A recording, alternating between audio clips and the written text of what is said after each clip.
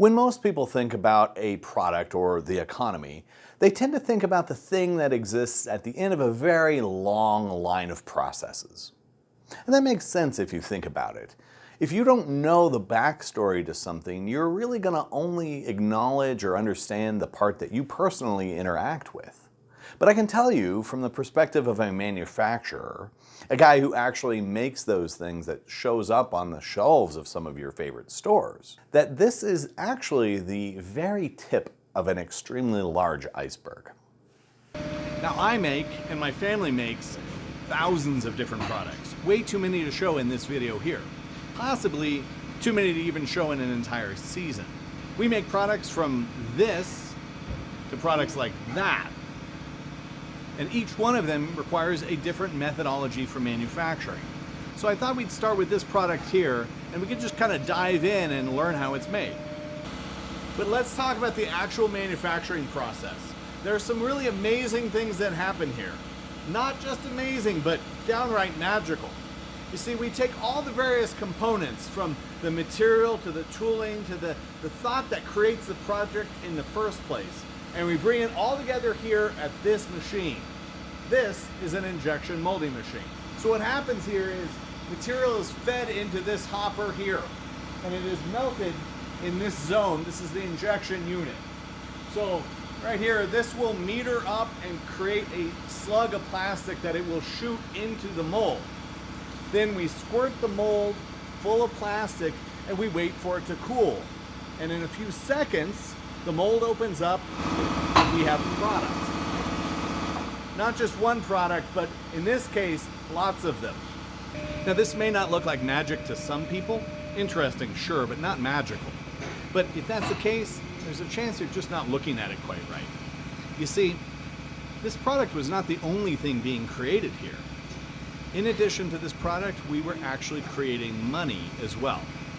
And I don't mean just charging more for it, I mean literally creating money out of thin air.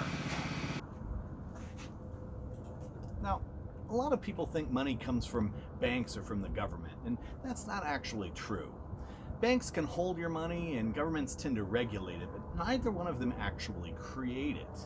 There's only a handful of special places in the world where money is created out of nothing. And manufacturing is one of those special places. Take this product, for example. We take all of the materials and the machine and the talent that is required to create this, and we bring them all together at this very special moment. Let's say collectively that all of those components add up to a cost of about 25 cents. Well, when this is brought together and created, suddenly this is worth 50 cents. And where did all that extra value come from? It was born when this product was created.